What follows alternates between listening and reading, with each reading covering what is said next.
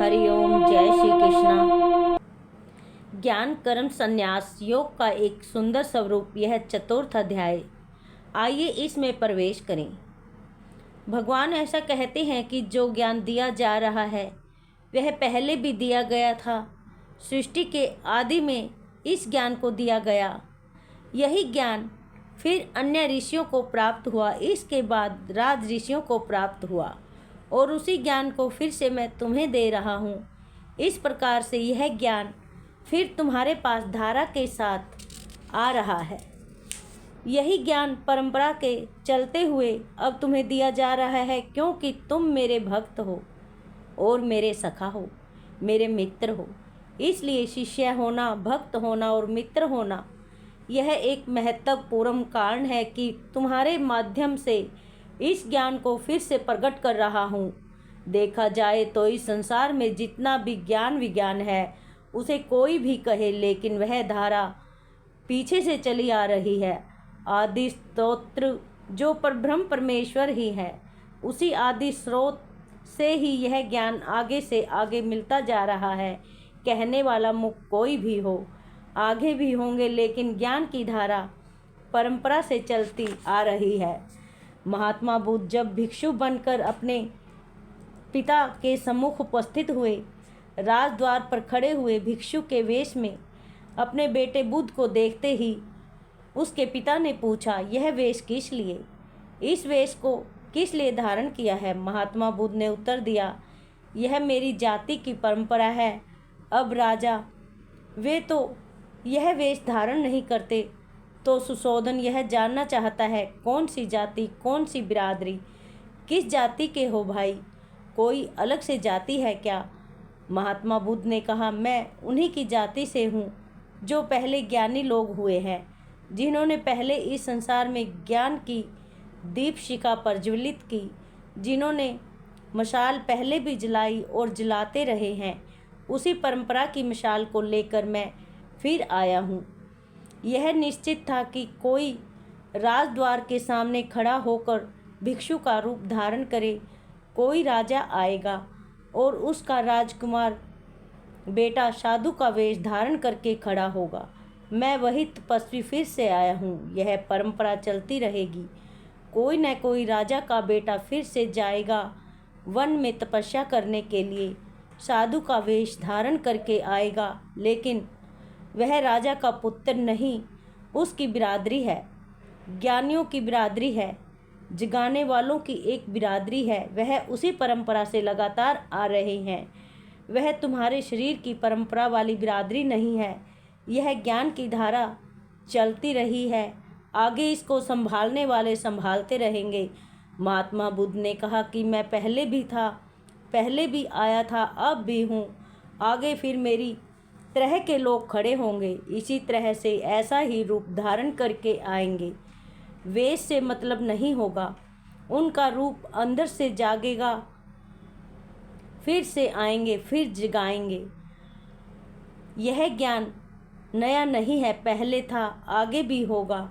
जो था उसे मैं प्रकट करने के लिए नहीं आया हूँ, परंपरा के अनुसार दे रहा हूँ। मतलब यह ज्ञान आएगा लोगों तक। ईसा मसीह ने भी ऐसा कहा, इब्राहिम के पहले मैं था, अर्थात यह ज्ञान पहले भी दिया गया और दिया जाता रहेगा। तो जरा सोच करके देखिए, यह कहना कि मैं देख रहा हूँ, यह मौलिक रूप से कहना भी गलत हो जाएगा। यहाँ मैं है ही नहीं, परमात्मा की तरफ से परंपरा चलती आ रही है। भगवान कृष्ण कहते हैं, मैंने पहले भी यह ज्ञान दिया था, अब भी दे रहा हूँ, और तुम्हें इसलिए माध्यम बनाया क्योंकि तुम मेरे भक्त हो, प्रिय हो, शिष्य हो, सखा हो। इसलिए मैं तुम्हें माध्यम बनाकर यह ज्ञान दे रहा हूँ। यह बात ध्यान रखना, इस ज्ञान को अगर कोई प्राप्त करना चाहता है, जैसे महात्मा बुद्ध के पिता ने भी उनके ज्ञान से प्रभावित होकर के पूछा, क्या मैं भी शिष्य बन सकता हूँ? महात्मा बुद्ध ने कहा, शिष्य बन सकते हो, लेकिन एक बात का ध्यान रखना, शिष्य बन करके ही आना। यह याद करके नहीं आना कि मैं पिता हूँ और बुद्ध मेरा बेटा है। यह याद करके आना कि एक जलते हुए दीपक के सम्मुख एक बुझा हुआ दीपक आ रहा है और वह बुझा हुआ दीपक एक नए प्रकाश को धारण करने के लिए आ रहा है।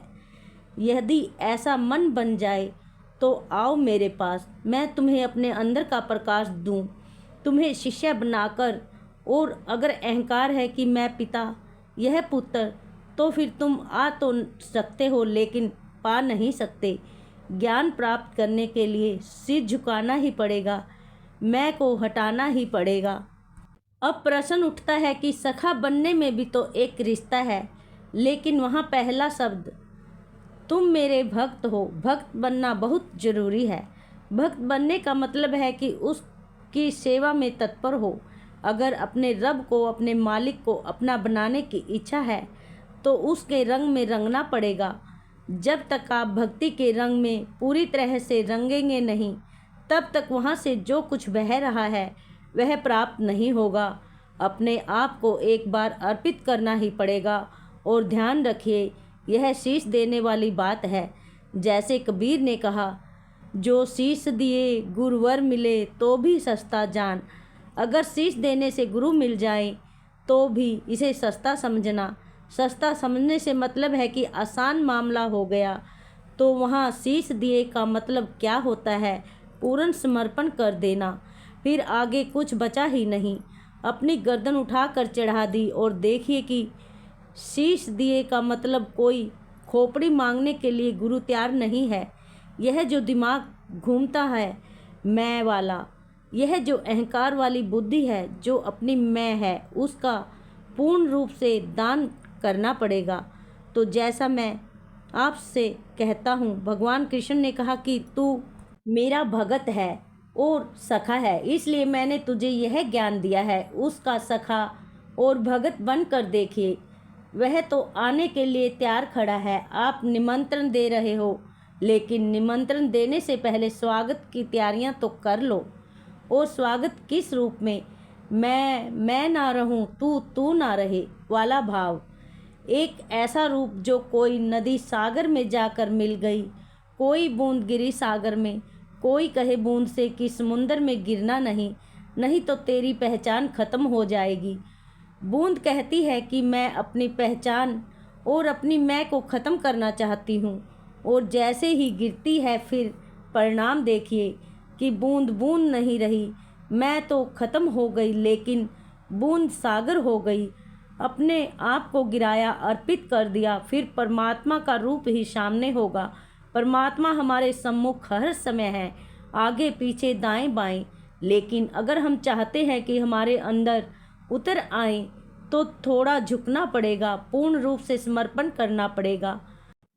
कर्म भले कुछ भी करो, लेकिन ख्याल भगवान का ही रखो। जैसे कबीर ने लिखा है, जो तिरिया पी हर बसे सूरत रहे पिय में। विवाह हुआ अभी 2-4 महीने ही हुए और मायके जाने का मौका मिला। अब वह मायके में रहती है तो मायके के काम भी कर रही है, वहाँ सहेलियों से बातचीत भी करती है, लेकिन पूरा ध्यान अपने पति की तरफ हर समय जाता है। कहा है कि तुम जिससे बिछुड़कर इस दुनिया में आए हो, यह तो मायका है, वापस अपने ससुराल में जाना है। तो जहाँ वापस जाना है वहाँ का ख्याल लगातार बना रहे। तब तो तुमने अपने आप को अर्पण कर दिया। भगवान ने कहा कि अर्जुन, तू मेरा मित्र है, मेरा भक्त है और मेरा सखा है। लेकिन भक्त होने की कसौटी क्या है? अपने आप को उसके प्रति अर्पण करना पड़ेगा, उनका नाम भजना पड़ेगा और सेवा करनी पड़ेगी। इसका अर्थ ही है, जो सेवक है, जो सेवादार की अपनी पहचान नहीं होती, उसकी पहचान तो अपने मालिक से होती है। बात बात में यही कहता है, मैं उनके यहाँ काम करता हूँ, वह मालिक है। मतलब पहचान उनकी पहचान से उसकी पहचान हो रही है। एक बात ध्यान रखना, कोई आदमी बादशाह का प्यारा हो जाए, कोई व्यक्ति राजा का, बादशाह का प्यारा हो जाए, संसार उसके लिए नम्र हो जाता है। दुनिया उसको बड़ी नम्रता से देखती है, प्यार से बात करती है, कठोरता से बात नहीं करती। हर आदमी सोचता है कि यह बादशाह का आदमी है, कहते हैं कि जो संसार का बादशाह है, अगर तू उसका प्यारा हो जाएगा तो सारा संसार तेरे लिए नम्र हो जाएगा। उसका होने की कोशिश करो।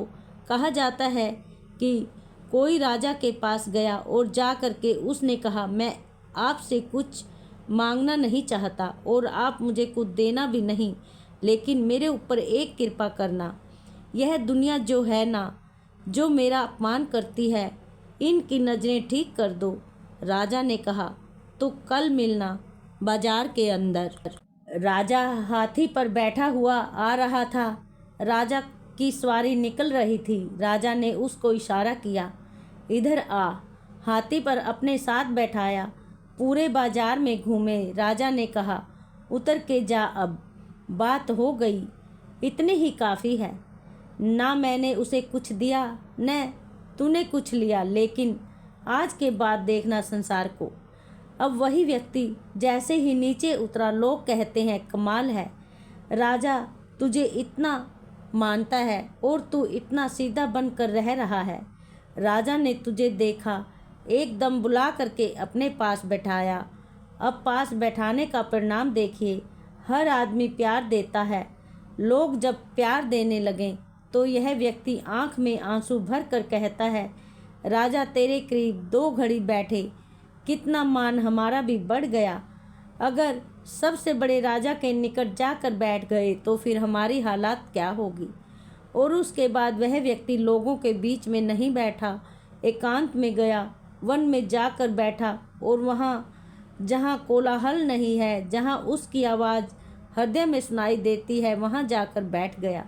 इसलिए यह निवेदन आपसे, भगवान के भक्त बनो, उसके प्यारे बनो और उससे कहो कि मेरी बुद्धि के रथ को, मेरे जीवन के रथ को तुम संभालो मेरे भगवान। जहाँ ले जाना हो तुम ले जाओ। मैंने तो तुम्हें अपने जीवन का रथ अर्पित कर दिया। तो निश्चित बात है कि जब चलाने वाले भगवान होते हैं तो सारा जमाना भी अगर विरोध में खड़ा हुआ हो, कुछ बनने वाला नहीं। जमाने को झुकना ही पड़ेगा, उसे हारना ही पड़ेगा। और यह भी मन में बात लेकर के नहीं चलना कि दुनिया को झुकाना है। असल में तो अपने को झुकाने से ही अपने मालिक को पाया जाता है और उसको पाने के बाद फिर किसी को झुकाने की इच्छा होती ही नहीं। फिर तो लगता है कि सभी अपने हैं। भगवान ने कहा कि यह ज्ञान मैंने पहले भी दिया था, अब यह ज्ञान परंपरा से चलता रहा। अर्जुन, लुप्त हुए ज्ञान को फिर से मैं प्रकट करने लगा हूँ, तेरे माध्यम से प्रकट कर रहा हूँ, क्योंकि तू मेरा प्रिय है, मेरा भक्त है, मेरा शिष्य है। इसलिए मैं इस ज्ञान को तुम्हें दे रहा हूँ। ज्ञान हमें भी मिल सकता है, कृष्ण हमारे सम्मुख भी उपस्थित हो सकते हैं, लेकिन अर्जुन जैसी स्थिति बनाओ तो सही, अपने मन को वैसा बनाओ तो सही, वह सरलता अपनाओ, वह श्वेत रूप अपनाओ। कृष्ण अपना रंग भरने के लिए तैयार खड़े हैं। अर्जुन ने एक प्रश्न किया। मन में शंका जाग गई, हे कृष्ण, मैं आपको देख रहा हूँ, आप तो अभी हैं, बहुत पहले यह ज्ञान आपने कैसे दे दिया। तो भगवान उत्तर देते हैं, हे अर्जुन, मेरे और तुम्हारे बहुत जन्म हुए हैं जिनको मैं जानता हूँ, लेकिन तुम नहीं जानते। बहुत बहुत जन्म हुए, इसलिए पहले आया हूँ मैं, अब फिर आया हूँ। मतलब यह कि पहले भी आ करके मैंने रूप धारण करके यह ज्ञान दिया था, अब दे रहा हूँ। और संभव है, यह संभावना सदा रहेगी कि मुझे फिर आना होगा। और आगे चलकर भगवान कृष्ण ने यह घोषणा भी की है। दुख तो यह है कि परमात्मा की शक्तियाँ धारण करके परमात्मा के प्यारे लोग संसार में आते हैं और उसका संदेश देते हैं। हम गर्दनें भी हिला देते हैं, लेकिन फिर भी हमारा अहंकार आड़े आ जाता है। फिर हम लोग जानने के बाद भी मानने को तैयार नहीं, और यही हम लोगों का दुर्भाग्य होता है। उसकी अनुभूति और प्रतीति कराने के लिए कोई न कोई शक्ति किसी न किसी रूप में प्रकट होती है। आश्चर्यजनक बात यह है कि जब भी परमात्मा का संदेश लेकर के कोई भी दुनिया में आया, उसे दुनिया ने अपने जैसा ही साधारण समझा, क्योंकि उसने कोई खास तरह का वेश धारण नहीं किया, कोई अलग तरह की पहचान नहीं बनाई और व्यक्तियों की दशा तो बिल्कुल ऐसी रही जैसे नेत्रहीन कुछ लोगों ने हाथी को जानने की कोशिश की। कैसा होता है हाथी? तो किसी ने पाँव को स्पर्श करके कहा कि हाथी खंबे जैसा होता है, क्योंकि उन्होंने टांग को ही छुआ। किसी ने पूंछ को छुआ, छूने के बाद कहा समझ में आ गया कि हाथी कैसा होता है, झाड़ू की तरह से होता है। एक व्यक्ति पेट तक पहुंचा, दोनों हाथ लगाकर उसने अनुभव किया हाथी कैसा होता है, तो उसने बता दिया ढोल की तरह होता है। एक ने कान को छुआ और छूने के बाद कहा कि सूप जैसा होता है, अनाज साफ करने वाला बिल्कुल ऐसा ही होता है हाथी। हम छू कर आए, जान कर आए, अगर कोई उनकी बात सुने तो क्या कहेगा? जो बता रहा है बिल्कुल ठीक बता रहा है, यह भी सच है, लेकिन यह भी सच है कि झूठ बता रहे हैं, क्योंकि उन्होंने एक अंग देखा, एक रूप अलग से देखा, संपूर्ण रूप नहीं देखा था। ऐसे समझ लीजिए अंधेरा हो और ऐसे ही कोई ऊंट या हाथी हो जिसने कभी आपको देखा ही नहीं, अंधेरे के बीच में आंखों वाले भी हों और वे सब इस तरह से टटोल टटोल कर देखें। कोई कहे टांग पकड़कर मैंने इधर से समझ लिया ऐसा हाथी होता है, कोई पेट पकड़कर कहे और एक आदमी सबकी सुनने के बाद कहे कि तुम जो कह रहे हो अपनी अपनी सच कह रहे हो, लेकिन अभी भी सच नहीं कह रहे। अचानक वह लाइट जलाए और कहे अब बताओ, तो आदमी फिर कहेगा ओह हम कितनी भूल में थे। तो भगवान को या फिर किसी महापुरुष को हम लोग एक रूप से देखकर सोच लेते हैं शायद ऐसे हों। संपूर्ण रूप में देखना आसान नहीं है, लेकिन जिस दिन देख लोगे जैसे भगवान कृष्ण ने अपना विराट रूप दिखाया और अपना स्वरूप प्रदर्शित किया, तब अर्जुन की समझ में आया। तब उसने कहा न जाने मुझसे कितनी गलतियां हुई, मैं अवज्ञा कर गया, मैं आपको समझ नहीं पाया। जितना जितना विराट स्वरूप तक पहुंचकर व्यक्ति जान लेगा, सिर झुकता चला जाएगा। भगवान ने इसलिए कहा अर्जुन मैं अजन्मा हूँ, प्राणी मात्र का स्वामी हूँ, अपनी प्रकृति को और अपने माया को मैं वश में करके प्रकट हुआ हूँ। जब जब धर्म की हानि होती है, धर्म के प्रति लोगों का ध्यान हटता है, धर्म निरोहित होने लग जाए, अधर्म जब बढ़ने लग जाए, पाप और अत्याचार जब सामने प्रकट हो जाएं, तब मैं अपने आप का प्राकट्य करता हूँ, अवतरण करता हूँ, फिर मैं उतर आता हूँ। सज्जनों की रक्षा के लिए, दुष्ट वृत्तियों को मारने के लिए, उसे ललकारने की हिम्मत जिसके अंदर जागृत होती है, समझना कहीं परमात्मा ने उसके ऊपर कृपा की है। परमात्मा से तालमेल बैठाता बैठाता विभीषण रावण के दरबार में उसकी चाटुकारिता करने वाले लोगों के बीच में ललकार कर कह देता है रावण गलत है। यह हिम्मत हर किसी के अंदर नहीं जागती। जब वहाँ से तार जुड़े थे तो इसलिए ललकारने के लिए, चुनौती देने के लिए खड़ा हो गया विभीषण। अर्जुन, बहुत लोग पहले भी पवित्र भाव से मुझको प्राप्त हुए हैं, जिन्होंने राग को छोड़ दिया, भय से ऊपर उठ गए, क्रोध को अपने अंदर से पोंछ डाला और जो मेरी शरण ग्रहण कर गया, ऐसे ज्ञान और तप से जिन्होंने अपने आप को पवित्र किया है, ऐसे बहुत लोग मेरे भाव को प्राप्त हो गए, मुझे प्राप्त हो गए, मेरे आनंद को उन्होंने प्राप्त कर लिया। पावर हाउस है परमात्मा, हम सब उपकरण हैं। अपने आप को उससे जोड़ दें। जब तक वहाँ से नहीं जोड़ोगे और वहाँ का ऊर्जा प्रवाह यहाँ तक नहीं पहुँचेगा, तब तक यंत्र बिल्कुल बेकार है। पावर न हो, विद्युत न हो तो यंत्र रखे रह जाएंगे, और अगर इनका चमत्कार देखना हो तो फिर वहाँ से कनेक्शन जोड़ना बहुत ज़रूरी है। अगर यह देखना हो कि इस शरीर में क्या क्या है, हम कहाँ तक पहुँच सकते हैं, हमारे अंदर कितनी विशेषताएं आ सकती हैं, हम कितनी ऊंचाइयां छू सकते हैं, तो थोड़ी ऊर्जा शक्ति से काम चलने वाला नहीं। परम परमात्मा से संबंध जोड़ करके देखिए और फिर आप देखना कि कितने कितने विशाल रूप आपके अंदर प्रकट होंगे, कितनी महानताएं दिखाई देने लग जाएंगी। इसलिए महापुरुषों ने किया क्या, यह जो समाधि लगाने के लिए बैठते हैं, किस लिए बैठते हैं? वहाँ से कनेक्शन जोड़ते थे। बिना तार का तार होता था वह, बिना किसी उपग्रह चैनल के संबंध जोड़ा हुआ था। बीच में कोई ऐसी चीज़ दिखाई नहीं दे रही कि संबंध कैसे जुड़ा हुआ है, लेकिन वहाँ से ऊर्जा आ रही है और इधर समाहित हो रही है।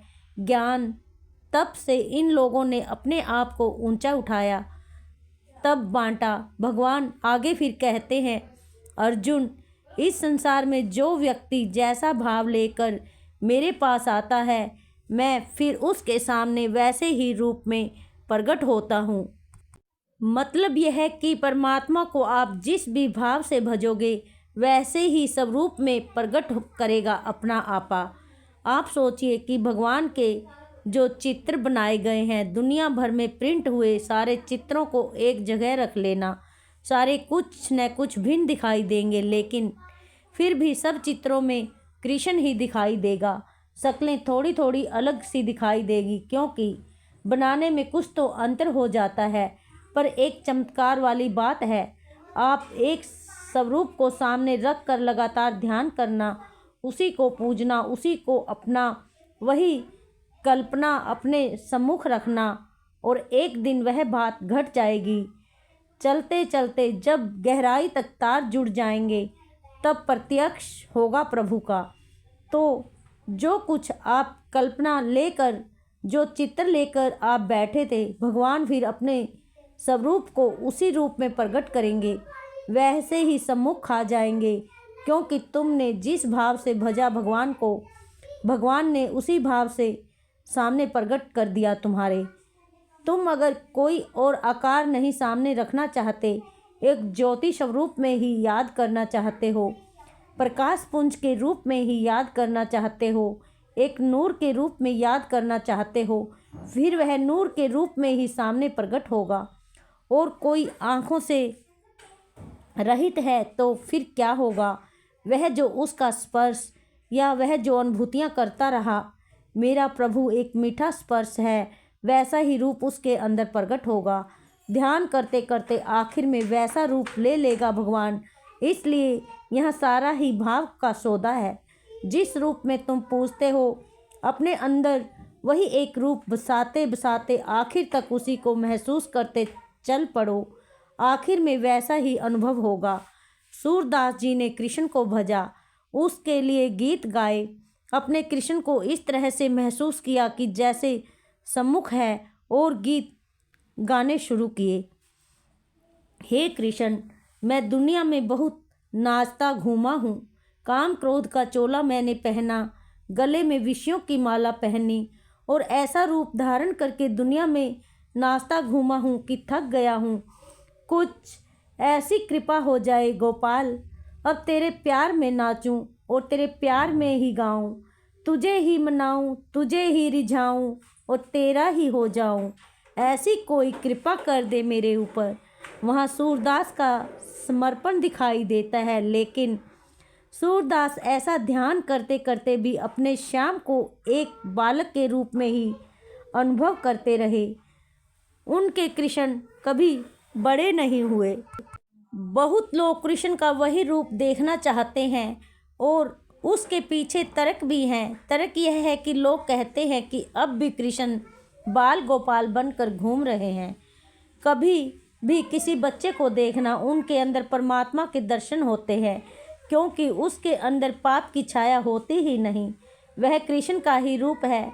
बढ़ा हुआ पाप का संस्कार बढ़ता चला जाता है। सूरदास के कृष्ण बाल रूप में है, वे बाल कृष्ण हैं, और उसी रूप में आकर के सामने बचाते भी हैं। लेकिन यहाँ सूरदास पर नहीं कहना। कृष्ण की भक्ति करने वाले बहुत बहुत लोग हुए। मीरा भी है, सूरदास भी है, गीता गोविंद को लिखने वाले जयदेव भी अनोखी शैली में वर्णन करते हैं।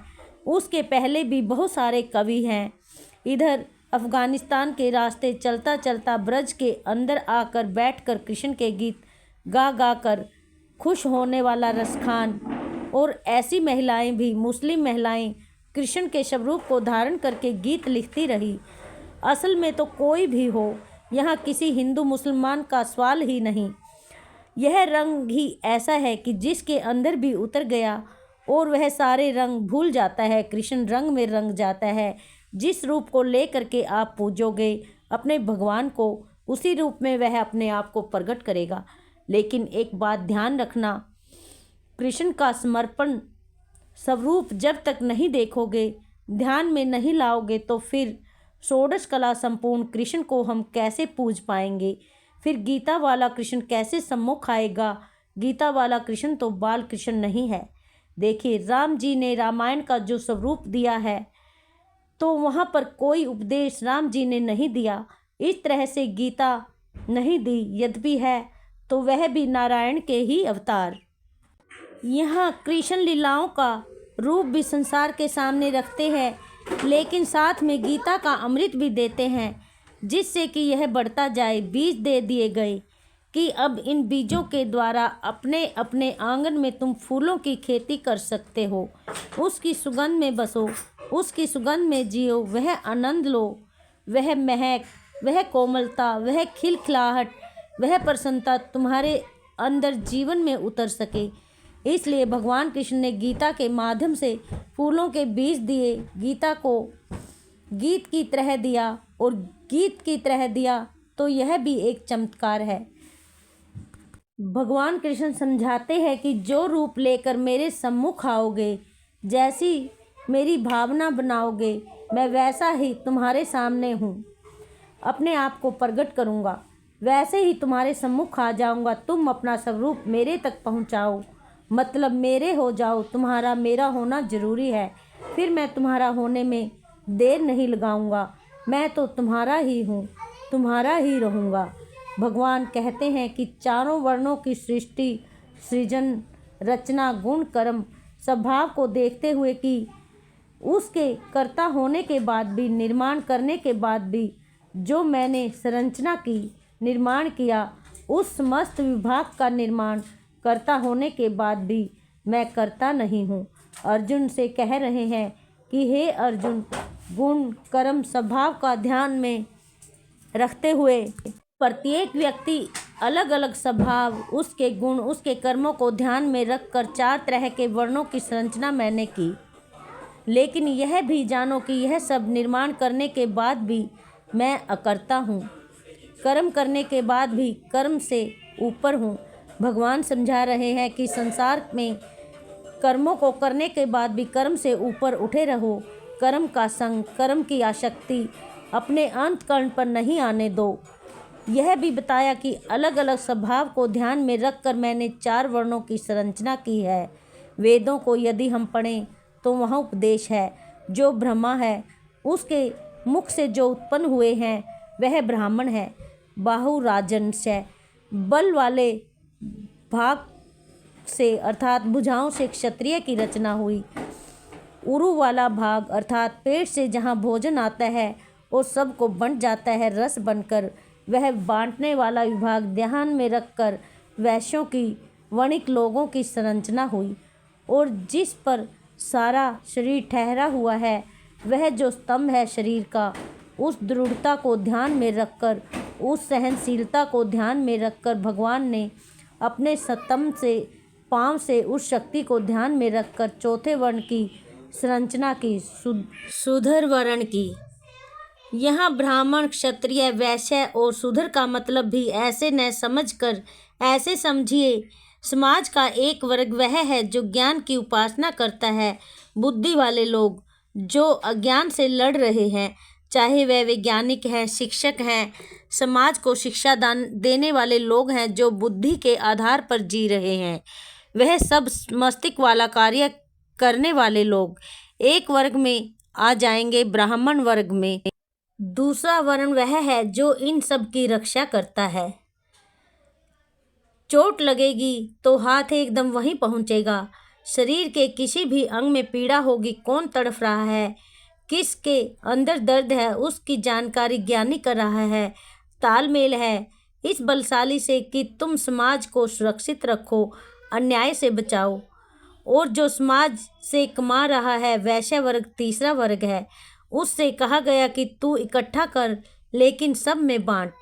चौथा वर्ग वह है, उसे सर्वहारा वर्ग नहीं कहिए, सबसे हारा हुआ वर्ग नहीं है वह, न ही वह शोषित है न वह दलित है, वह आधार है जिस पर पूरा शरीर टिका हुआ है, पूरा समाज टिका हुआ है। इसलिए जब भी प्रणाम करना होगा, इस सिर को प्रणाम नहीं किया जाता बल्कि सिर को उठा करके उसी के चरणों में झुकाया जाता है। यह हमारी परंपराएं हैं। लेकिन भगवान आगे कहते हैं कि मैंने निर्माण किया, मैंने समाज को, विश्व को, राष्ट्र को, व्यक्ति को, पदार्थ को, कण कण को, सब की संरचना की, लेकिन फिर भी मैं करता नहीं हूँ। इस सब से ऊपर हूँ अर्जुन। तुम भी कर्म करो, कर्म से ऊपर उठ जाओ। आगे फिर समझाया, कर्म की गति बड़ी ही गहन है, कर्म को समझना बहुत मुश्किल है अर्जुन। इसलिए तुम कर्म को भी जानो और जो विकर्म है उन्हें भी जानो, और जो जानना चाहिए अकर्म क्या है, कर्म, विकर्म, अकर्म, इन तीनों को जानो। कर्म की गति गहन है, समझना आसान नहीं। 3 चीज़ें भगवान ने कही, कर्म को जानो, विकर्म को जानो, अकर्म को जानो। लेकिन इसको सरल ढंग से कैसे कहें? कहा जाता है कि विद्यार्थी फेल नहीं होता, फेल होता है शिक्षक कि उन तक पहुंच नहीं पाया, अपने विद्यार्थी तक पूरी तरह नहीं पहुंच पाया, उसके हृदय में उतर नहीं पाया। इसलिए विद्यार्थी फेल नहीं हुआ है, अध्यापक फेल हुआ है। भगवान ने तो बड़ी सरलता से हमारे लिए ज्ञान दिया है, लेकिन फिर भी थोड़ी सी गहराई में उतरने के लिए बुद्धि पर जोर डालना पड़ेगा। पहली बात, कर्म को जानो, कर्म को जानना चाहिए। यहाँ कर्म से मतलब शुभ कर्म, निष्काम भाव के किए जाने वाले कर्म, यज्ञ कर्म, जिनसे आसक्ति टूटती है, ऐसे कर्म जो बंधन में नहीं बांधते, ऐसे कर्म जो स्वार्थ से रहित हैं, ऐसे कर्म जिनको करते हुए आपका हाथ मुड़ करके केवल आपके मुंह की तरफ न आ करके दूसरे की मुख की तरफ जाए। अपनों के लिए जोड़ जोड़ कर कितना भी दे देना, लेकिन फिर भी उनको शिकायत है। बेटा भी कहेगा, क्या कमा कर दिया है आपने मुझे, क्या दिया है आपने मुझे, आपने मेरे लिए किया ही क्या है। सारी जिंदगी आपने अपनी दाव पर लगा दी, शरीर अपना खराब किया, नींद अपनी खराब की, उसके बाद भी शिकायत कर रहा है। भगवान के लिए थोड़ा सा भी कर्म किया हो, कोई भी व्यक्ति जिसका उपकार आपने किया हो, किसी का भी भला आपने किया हो, उसके हृदय से जो ही लोर उठेगी, वह जो आपके सामने हाथ जोड़कर कहेगा, भगवान ने ही आपको भेजा है, मेरे सामने तो आप भगवान का रूप बन कर आए, भगवान का दूत बन करके आए, कितना धन्यवाद आपका करूं। और आप कहेंगे, नहीं, कोई धन्यवाद नहीं करना, बोलना भी नहीं, बताना भी नहीं किसी को।